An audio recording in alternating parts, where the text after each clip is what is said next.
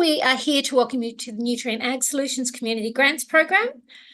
The format of the session is to kind of have a break in the middle and have a bit of a chat about any questions you've got about the grant program itself or any projects, ideas that you want to discuss as a part of this. Firstly, I'd like to, in the spirit of reconciliation, acknowledge the country that I'm coming from today, which is Merimbula in New South Wales, on Giranjan country, which is part of the Yuin Nation. FRRR and Nutrien Ag Solutions acknowledge the traditional custodians of country throughout Australia and their connections to land, sea and community, and we pay our respects to their elders, past, present, and extend that respect to all Aboriginal and Torres Strait Islander peoples today. I'd also like to acknowledge all the countries that you're coming to us from today. So we've got a nationwide audience tuned in today, so it's lovely.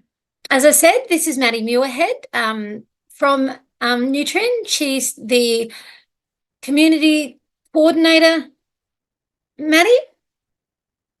Yeah, corporate affairs advisor, but in normal people speak, yes, community coordinator. So we'll just talk a little bit about FRRR quickly. If you're not aware of FRRR, we've been around for just over almost 24 years now, and we work with government, philanthropy and corporate business organisations like Nutrien to really invest with the goodwill and good purpose for the vitality of remote, rural and regional Australia. I'll let Maddie just introduce herself here and talk a little bit more about what she does at Nutrien. Yeah, so as I mentioned before, I'm the corporate affairs coordinator or advisor now here at Nutrien. It's the same. But the main focus of my role is looking at our community investment program. So we run a number of programs that interact with rural and regional communities. You'll see on the next slide, Nutrien's got a pretty big footprint across the country, and supporting those rural and regional communities that support us is incredibly important and incredibly important to our business, not only our business, but to our customers, to our people who live in those communities. So if you haven't heard of us, you'll probably now notice our stores when you're driving around now that it's been pointed out. But we're a large agribusiness here in Australia with over 700 locations across the country. So we're in all states. You won't go far and you'll see one of our green signs or one of our partner or joint venture stores. And to us, important supporting those communities and investing in those communities that, support us and really are the heartbeat of the country is incredibly important to us. We have a really big focus now running a number of programs, which I oversee, but the Nutrien Community Grants Program was, our very first off the ground, and we're quite a few years in now, and it's been really incredible to be a part of the journey in the communities and with the organisations that we've been able to support so far. So we feel very privileged to be able to partner with FRRR to deliver this program and to be making an impact in your communities. Thanks so much, Maddie. As Maddie said, they've got a massive footprint, and the grant program since 2021 has now invested $750,000 through 167 grants nationally. So there's a pretty big footprint kind of starting to occur through these grants, which is really, really exciting. The program's open now. It opened last Wednesday, and it closes on the 8th of August. There is $250,000 available for grants up to $5,000. And, really broadly, we're looking to contribute to the success and vibrancy of your communities and their well-being and also, I suppose, the sustainability of those communities as there's a lot of change going on, and we're looking to hear to what will actually support your community now and into the future. It really is about those local grassroots organisations that understand what their communities need and can deliver something that's meaningful. One thing that's special about this grant program is the local connection that we ask you to make with the Nutrien branch manager who is nearby, and sometimes that might be a little bit further than, just in your nearest town. But we do find it's a really nice way to just make a local connection, let a local business know that you're around, and get them to understand your project. I think networking is a really amazing thing, and I think you're all aware of that in rural and regional communities, how important it is with people just knowing each other. Now, I've created this slide, which is very busy, but I think one of the reasons why I did it was it's really just pulling out those key facts around the grants being available to not-for-profit or incorporated organisations in a remote, rural and regional Australia. So you don't have to be a registered charity. You don't have to have tax-deductible gift recipient status. A small not-for-profit or an incorporated organisation that has, with delivering a charitable purpose that broadly benefits their local community, is eligible. And we're really looking for those positive long-term social and environmental outcomes. There's so many examples there, and I think they actually, this is all in the guidelines, so don't be concerned or taking lots of notes, but, we really see that idea of, building your organisational capacity, because we know how important it is for you to exist either as a volunteer or a staffed organisation and to be in your communities. Supporting diverse groups of people, really making sure that we've got inclusion in communities, including Aboriginal and Torres Strait Islander, the culturally and linguistically diverse, and those living with a disability, and LGBTQIA plus people. Health and social wellbeing of volunteers, access and inclusion. I think this really shows that this grant is open to everyone with a great idea that will really benefit their community. So we've got a couple of project examples here of past grants, and I think it's really important to look at these, just to understand what's actually happened. So the Natamak Soldiers Memorial Hall in Victoria received $5,000 for audio and visual equipment. And this was really about, improving their memorial hall for cultural events and increased hall usage. It's created vibrancy within the region with new, easy-to-use equipment. They basically say that more people rent the hall and it meets the high standards required for visiting screening opportunities.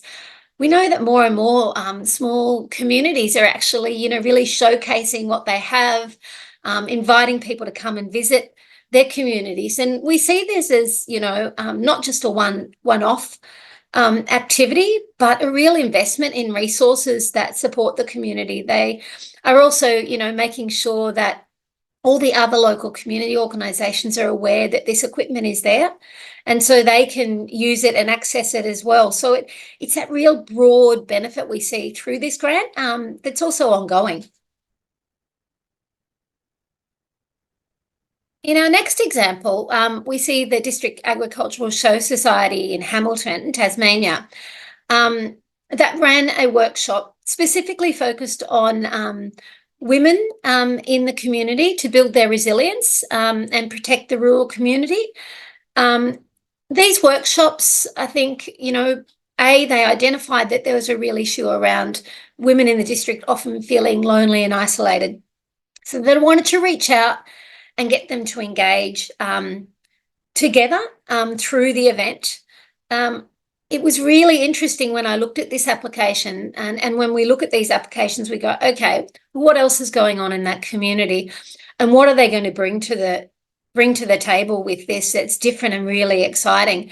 And reading their final report, they had a high-ranking police officer come and include that, so you can see her in the middle of that group there, and talk to them about neighbourhood security. So these were really relevant topics, and I think really engaged people. And one thing was that they learnt things not just from the presenters, but they also learnt them from each other as they had those conversations about their own experiences. And so while the previous one was about those resources, this is where we see that resilience building as people have an opportunity to get together, learn together and connect, and also think about what's next for their community. And this is a great example of, really people identifying significant challenges in their community and understanding how they're going to address them for the future and really, make sure that they're a viable community. It was important for them to get a doctor in, and their volunteers worked really, really hard at the Penishore Progress Association to make sure the site was fit for purpose. Look, this funding supported the air conditioning and the clinic's consulting room, and also disability access to the toilet, which are all critical to make that functional. Other funds are also raised, and we're always aware that, you might have a big project, but this $5,000 could be that critical piece of funding that supports you to really make that a facility or a piece of equipment that will enable the project to go ahead and broadly benefit your community. So just going back to the guidelines, not-for-profits, organisations are eligible. There's only one application per round, and the projects must benefit rural, regional and remote communities. Organisations who received a grant in 2023 are ineligible to apply in 2024.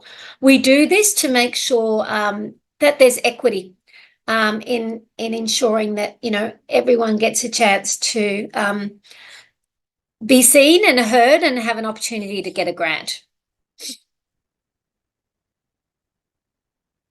As I said, a wide range of charitable projects with public benefit are eligible. So you can deliver or provide activities. You can purchase or hire equipment and materials for a particular project. Small community infrastructure projects, such as community facility upgrades. Organisational capacity building, such as strategic planning or training, supporting your recruitment or support of volunteers, and also just developing community resources. So there's not many limitations on what we can fund here. But critically, some of the things are sporting activity and equipment. This is actually not eligible as charitable under Australian tax law. We're very conscious that many sporting organisations contribute significantly to their community in many different ways. So if you are a sporting organisation, we ask you to ensure that your project isn't just about the people playing the sport or advancing the sport. So things like equipment or specific training for those teams, or the community facilities that, like the locker rooms or that, aren't the focus of the grant. It should be something that will be engaging the whole community, whether they play the sport or not. So just being really aware of that. Ongoing core organisational costs are also not eligible. So that may be the wage or the ongoing costs of the electricity for your offices. However, anything that's related to the project, and it may be that you have to open your office on a weekend, so you're going to have additional electricity or power costs there. You can definitely apply for that kind of support, and you can apply for wages for a program officer or support or training person that might support the specific project, but just not something that's going to be ongoing. Prizes, gifts, trophies or awards are not eligible. So if you are running an event or an activity where that might be something you'd like to do, we suggest you engage with someone in your community to sponsor such a thing, or see if you have funding within your own budgets to support that separately. The projects will need to be happening after this grant is announced. So this grant is announced towards the end of October in 2024. So your project really should look to be occurring from November 2024 to November, December 2025. Obviously, we're looking at local projects here, so they have to be happening in Australia. We don't support political parties or lobby groups or religious promotion. And projects must be supporting a broad community benefit. They should not be providing a benefit to a private business, a sole trader, or any private interests in that regard. Quite simply, it's a 5,000 grant for your community. So the big questions are for you is, what is your project? Who will it benefit? Who will help to do the work? And critical things like, do you need approval? Is there an owner? Is it council permit? Those things are all really important. For your information, I'm one of the assessors as the program manager of this, and I work with a support officer in doing that first level of validation and assessment on this program. And then we take our shortlist to the Nutrien Ag Solutions assessment team, and also the FRRR program lead and CEO, and discuss this. We look to make grants across Australia, so really look at where grants have come from, the locations. We put a lot of thought into it, and unfortunately it is a very big grant program, and so we often get 200 to 250 applications for the grant program. So it can be a hard decision, but we really consider it deeply, to make sure that we're trying to approve projects that definitely have that benefit, and also demonstrate to other communities what might be possible for them. You will be notified whether you're successful or unsuccessful via an email with a letter attached, formal letter. And we do say to people, if you're unsuccessful, to definitely reach out and have a chat to us about your project.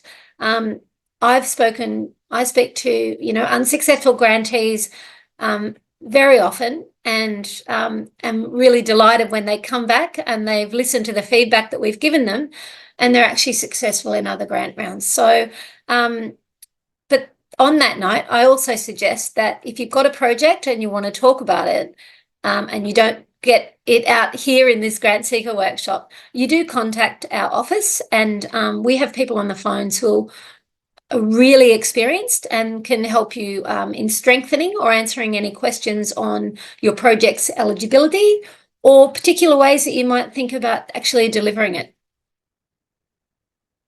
So this is where I kind of have a bit of a break, and I'll stop sharing for a minute, and we'll have a look at the chat and see if there's any questions in there, and also I'll throw to the floor and see if people want to ask some questions, and please feel free to let us know if you know where your local Nutrien Ag Solutions branded branch is, if you have a project in mind, or if you've actually started planning. I listened to the 23 presentation, and I'm obviously joining today. So I'm from South Australia, representing a hunt club. So by definition, we're not really a sporting club, but we are a recreational club. And the reason we're applying is because each year, all of these hunt clubs from around the state get together for a combined hunt. This next year in 2025, June, we're hosting it. And we would like to apply for either a generator or a portable toilet. We could make a good case for that because it would be ongoing, benefiting the community. It's just, again, I'm very conscious of, if we put time into this, I don't want to be knocked over by the fact that someone says, well, you're a sporting club. So we're a not-for-profit organisation, and obviously very much involved in the rural communities, from all the way, off to the Eyre Peninsula right through to Kangaroo Island. And people actually make the effort to come to these events. So we end up with, 40 or 50 riders plus, up to maybe 80 road followers. And when we're Nutrien clients, they ride on our property, they ride on other Nutrien client properties. So, yeah, I'd just like to be sure that we're actually going to be doing the right thing, because it's something that it's a little bit of a fine line. Yeah, look, I probably would suggest this isn't the grant program for you. Oh, okay.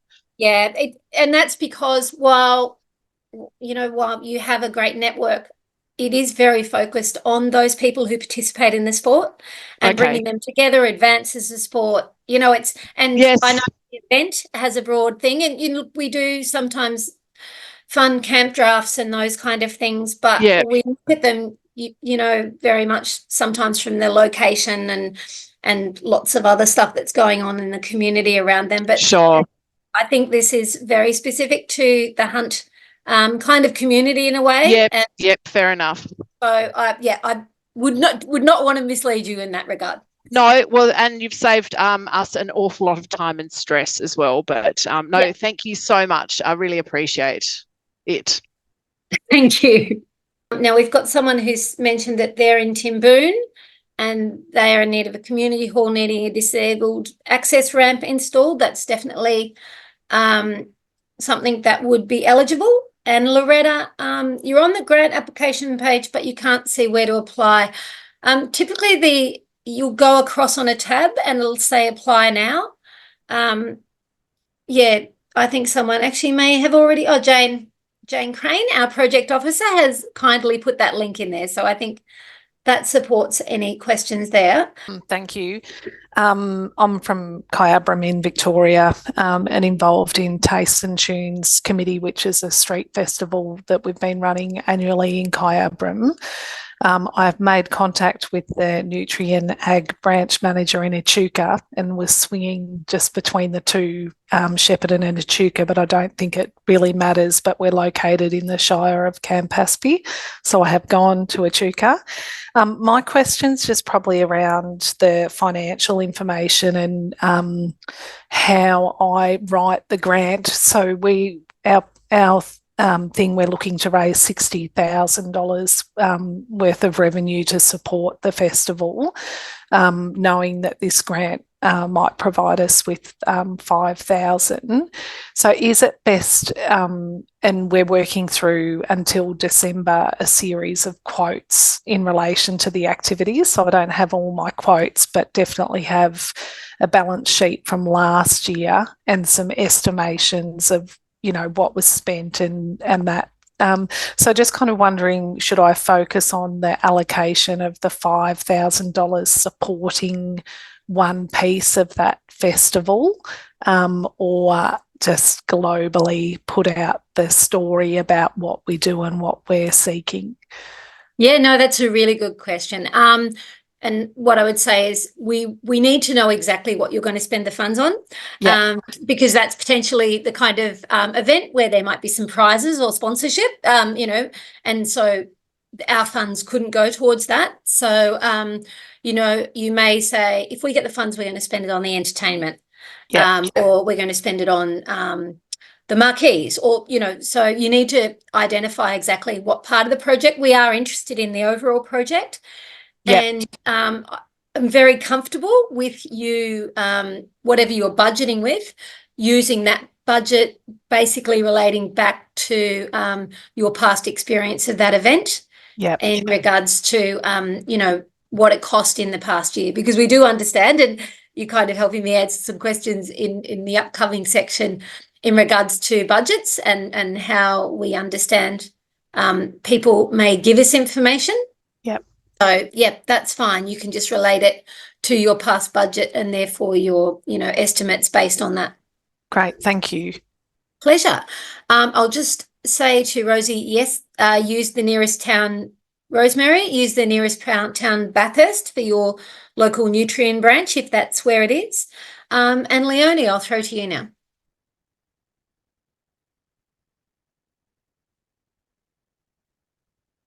She thought her microphone was working and maybe it's not working again.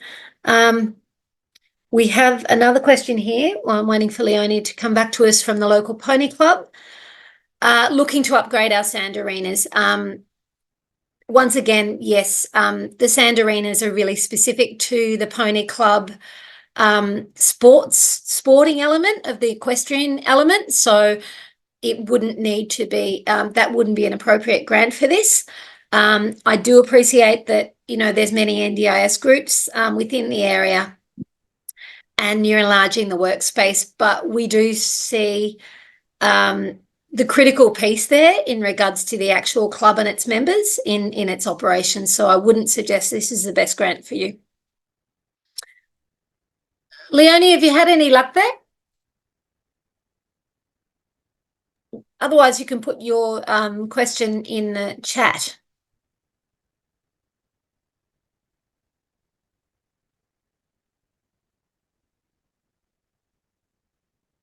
Okay.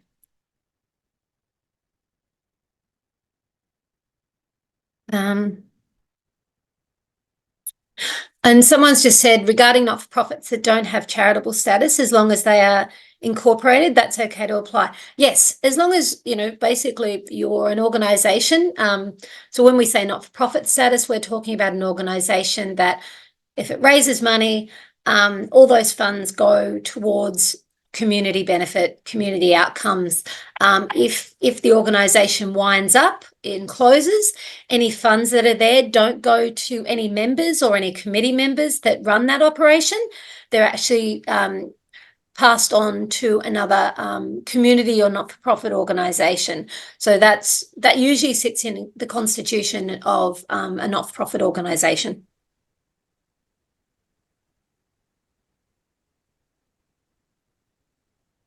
Okay.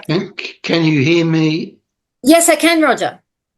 After your comments to the Hunt Riding School, yep, would you consider a bridge club in Wangaratta, Victoria, that wishes to update their heating and cooling in their clubhouse likely to be eligible, given that the clubhouse is used by other club activities associated with Wangaratta?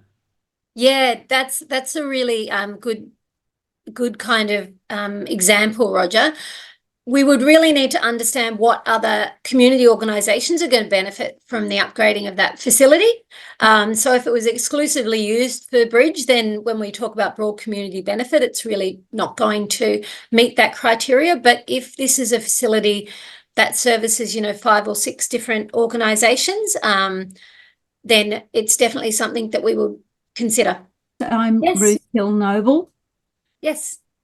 I am part of a non-auditioning community choir, and lately we have been having our performances in the Oxley, Victoria Community Hall.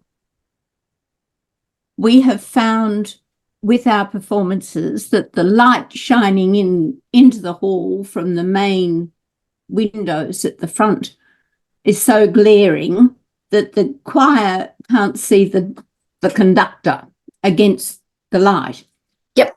Would something like curtains that we are thinking of asking the local hall committee if we could put up curtains for our performances, if not permanently, would something like those curtains be covered, because it is a community town hall as well as being used by a community choir? Yeah, I think the critical piece there, Ruth, would be being able to demonstrate that those curtains will actually have a benefit more broadly in regards to how that is used. So I think it's worthwhile, having a conversation with whoever operates the hall to discuss the other users and those kind of things, because we want to see that benefit not just exclusively for the choir. So, I mean, I'm sure schools perform there, or there may be other uses. The local table tennis group uses it, and people use it for a multitude of things. It's a very well used hall. Yeah, so look, I think the important thing is just showing that actual project is really valuable to all those users. I mean, and maybe it won't be, explicitly valuable, but I imagine even for table tennis players, the sun coming in at certain times, being able to create an environment where there's not that light would be important. So, I suppose my challenge to you is to go out and have a chat to a few of those community groups and get them to support your organisation and your application. Thank you very much. Pleasure. Thank you for your assistance. Pleasure. No, it's Leonie. Can you hear me now? Yes, I can, Leonie. Oh, I've switched to my phone. I don't know what my computer's doing today, so my apologies. I've got I'm wearing a couple of hats here, but it all comes under the Jamestown Development Association. The types of things are, we're looking to set up a community radio station and having that pipe through a sound system in the main street. And the sound system, so that the first is a community radio station to get some equipment, etc., to help us set that up. Mhm. Would that be eligible? Yes. Yep, okay. The second is we are putting in a whole new sound system in our main street. We have a lot of different events, one in particular, being our arts festival coming up. We want to be able to broadcast. We have Christmas pageants. We have a lot of different things happening in the main street. So would that be something that would be eligible? It would be part funding, but it'll be going towards that type of project. Yeah, look, both of those, sorry. And the radio station would be piped through daily as it's on into the town as well. Oh, lovely. Look, I think both of those projects are eligible. So I think, you can frame it however you want to in regards to what you're actually going to get funded. So it's important for you to tell us where the funding is going to go to. But obviously that overall story is really important as well, both in regards to what goes on in the town and who the applicant is and what their role is in those community events. And the creation of a local radio station and its role in the community as well. Excellent. Sorry, I've got another one is a bit left field, but I've actually taken over as the president of the Development Association, and it was the admin side of things is shambles. So what I'm trying to do is to set up some infrastructure where we've got continuity of information, accessibility of information, the ability to communicate and store conversations with various community groups, etc., and supporting that with websites and social media. Is that type of thing, because that's certainly about engaging the community and us becoming a service to various other groups within the community for things like grant writing, etc., etc. So how does that one fit with it all? Look, that fits as well. I would suggest that because this is a highly subscribed grant program. We will only ever give one grant to one community. That's okay. But all of those projects are eligible. So this is actually putting on your strategic hat and working out what's the best place to apply. And and I advise everyone here too, if this isn't the grant program, or if you've got more than one project, look at what else FRRR has on available for you if you're not aware of our Strengthening Rural Communities grant or the ANZ Regional Communities grant that's open at the moment as well. Okay, and the final one is just about marketing and promotion itself. The other hat is I'm the event manager for Flinders Ranges, A Brush with Art, and I'm thinking about grants for not this event, but next year's event. One of the things that we wanted to do was to get something like a film crew with messaging, etc., about the event, and also just help with general event management, infrastructure, etc. So it could be things like design, brochure elements, etc., etc. Now, is that something, or an event manager? Does that fall under this grant? Yeah, we consider that building capacity. Okay, cool. To manage that for your event or more broadly, to see how that will contribute and support it for the future as well. So definitely, I've got a lot of hats. So one of the things I've identified, because I've had a digital marketing agency in Adelaide, and I've moved back to the country to look after my mum full time, but she's now been put into care, so I'm getting back on board. And event management is these big events like arts festivals and that are generally run, and there's no kind of forward planning. So there could be infrastructure to look at 2 to 3 year planning rather than just 1 year planning, because it's been going for 20 years, and again there's a whole mismatch in the way that information is stored, the way that we can communicate with each other, etc. And that goes across multiple communities right through the Flinders Ranges. I'm going to stop you, Leonie, just because of time. But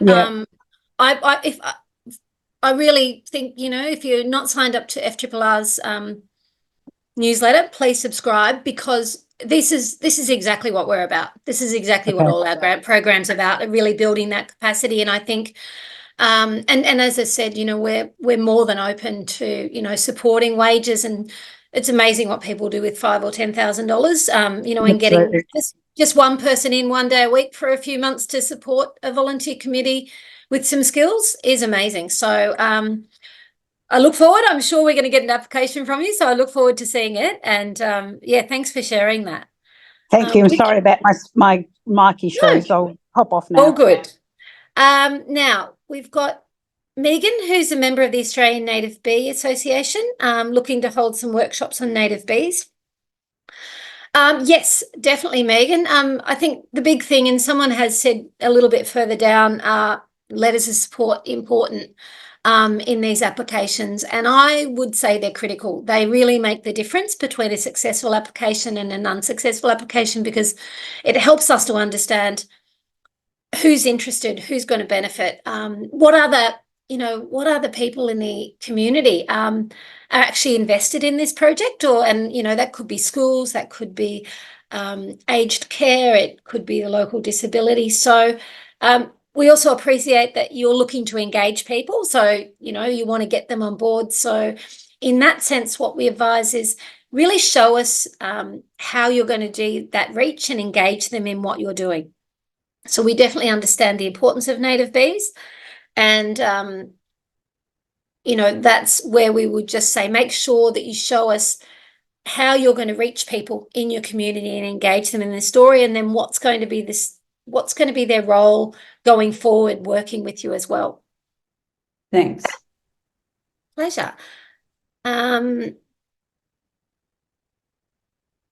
right. Jane's put some good things in the chat here. Blaney A&P, looking to purchase portable stage pieces for the showground. Yeah, look, we do get a lot of applications for showgrounds, and we really see that broad community benefit in them having facilities and the way they're supported. So it's really ensuring, you know, portable staging can meet many different needs, in addition to obviously, you know, the horse activities, but also we see that's about the crowds that are coming to those shows as well, and other activities at that thing. So that's where it kind of is a shift away from sporting equipment and more about the audience that's coming to see it, or other participation in those broader showgrounds. So that's a really interesting one, and definitely something that would be eligible for us in this grant program. So I think we've managed all the questions. I can't see any other hands up. We've got 20 minutes. I'm going to run. Yes. Sorry, I can't find my hand here, but it's Kerry Prescott on Flinders Island. Quick question. You may have already answered it. Our pony club is trying to upgrade their very ancient yards. We had some of the yards repaired with some generous help from our Nutrien branch, with some materials and gates and things like that, and local farmer brought in his tractor. What was really exciting and interesting is the kids were there lifting the poles, learning how to build yards. Local football team had just finished their game. They came over and shifted all the posts for us. So it was a community thing. Yeah. But really what we'd be applying for would be the materials to do some further yards. Does it fit or does it not fit?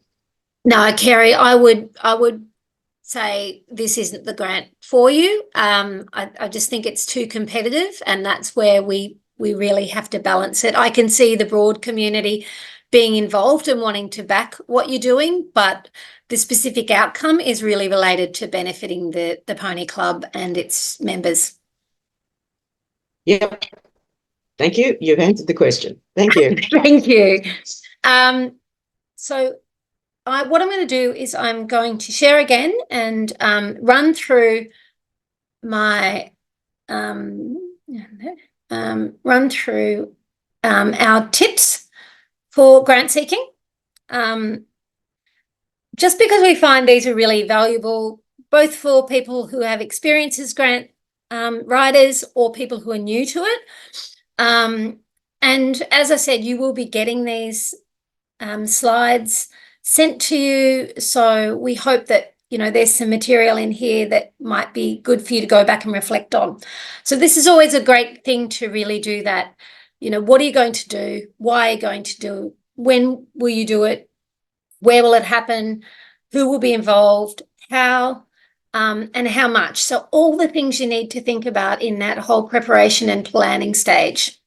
So when we talk about the what, why, and who, we're really asking what kind of issue are you solving in your community, or what kind of opportunity are you creating in your opportunity, in your project for that community. We really need to know what you're doing. As I said, it's not a global kind of, we're going to run an event and it's going to be great and bring people together. We're going to run an event. We're going to have musicians there. We'd like you to fund the musicians. So just that activity, you know, program, you know, what actually is it that you're doing and what's the need and opportunity, and why is that important for your community?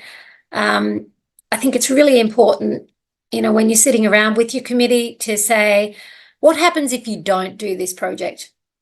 Ask each other, and then, you know, tell us in your application, because that's where we really understand the need and the importance of it to the community, and we start to understand the difference it'll make for it to actually occur. When you answer the what, when you're actually writing your application, yeah, be really specific about, you know, not just community recovery events, how many events, what's the aim, and what will be, you know, the outcome in regards to what you're improving, and what are the funds being used for, venue hire, speakers. Why? We've heard people are struggling. Those kind of things are really vague. So we want that quite specific information in regards to where the evidence lies around the challenge or the good idea. So consultation, community survey. Very often we see people with conversations through their Facebooks, through their organisational Facebooks. And, you know, we're very happy to see screenshots of where you've got likes or support for a particular activity, or you've run a survey through the Facebook to demonstrate that. So I think there's lots of great tools out there that are available for everyone to use to really ensure that, I suppose, you've just polled people and made sure that the why is actually, you know, appropriate. Who is really important. So we know that it's often volunteers that are behind the projects that we support. And there's a lot of skilled people in those volunteers, and also people just generally quite talented with lots of things. So it's important for us to understand, particularly if you're doing any infrastructure or those kind of things, the kind of skills or knowledge that might be behind your project.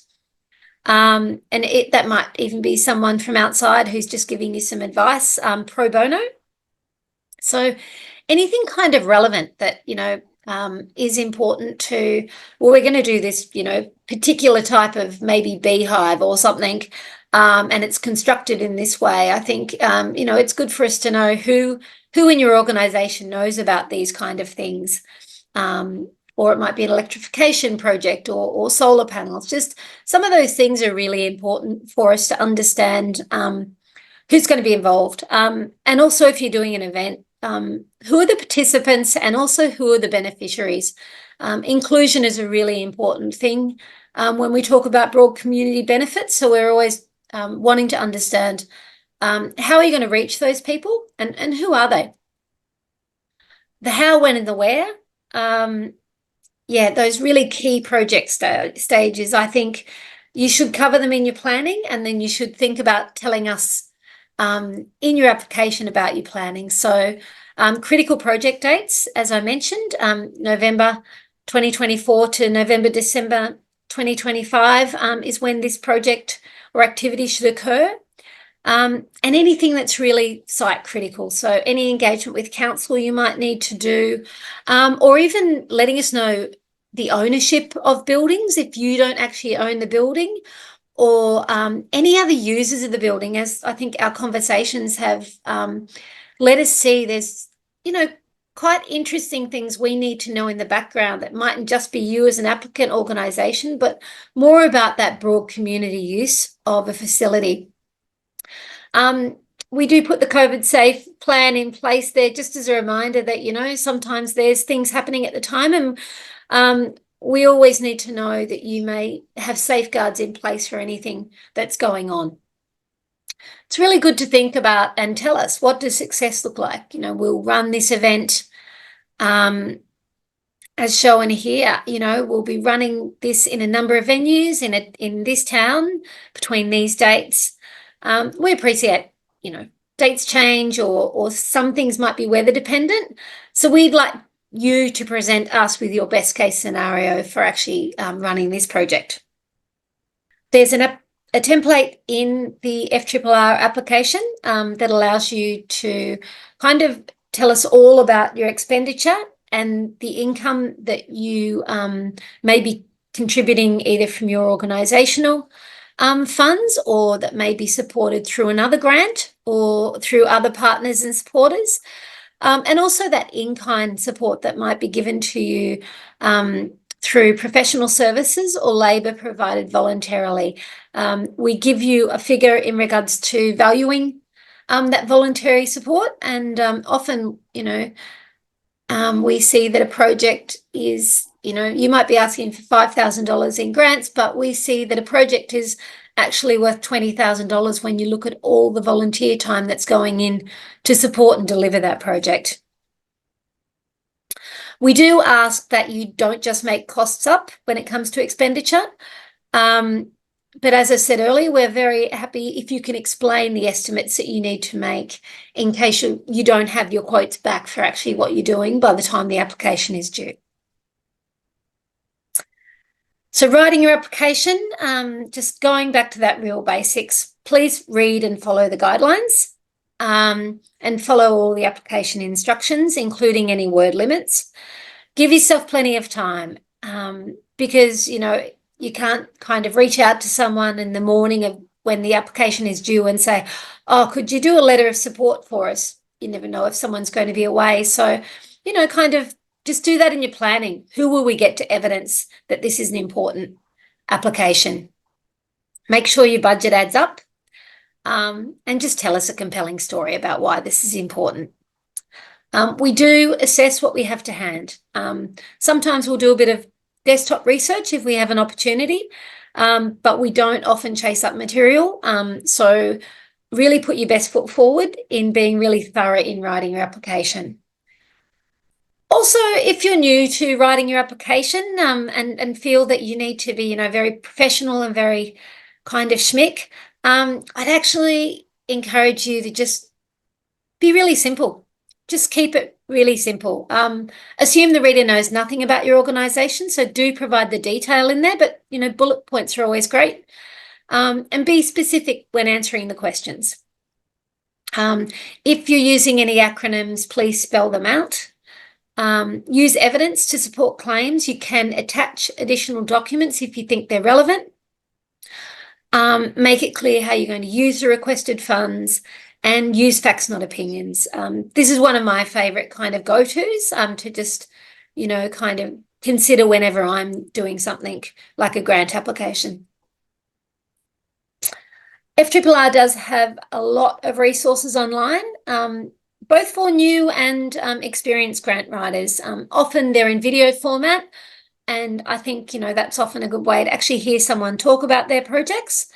And so I encourage you to also have a look into there with things like measuring success and project planning. They're really good resources. Someone did ask about the other grants that are open at the moment. So ANZ Seeds of Renewal, that's on the FRRR website. Strengthening Rural Communities is available all year round. And if you're actually in the climate solution space and have a very specific project around reducing emissions in your community, the community-led climate solutions will be opening at the beginning of August. So that's the conclusion of our grant program, and I'm happy that I haven't kept you too long. I'll stop the share. I'd like to thank Maddie very much for joining us today. Jane, I'd like to thank you as well. Jane has been really great in providing lots of answers in the chat to people's questions. And we'll go through the chat as well, just to put some of this in the email we send out to you with the slides and the recording. So I'd like to thank you very much for attending today, and also wish you all the best in your application.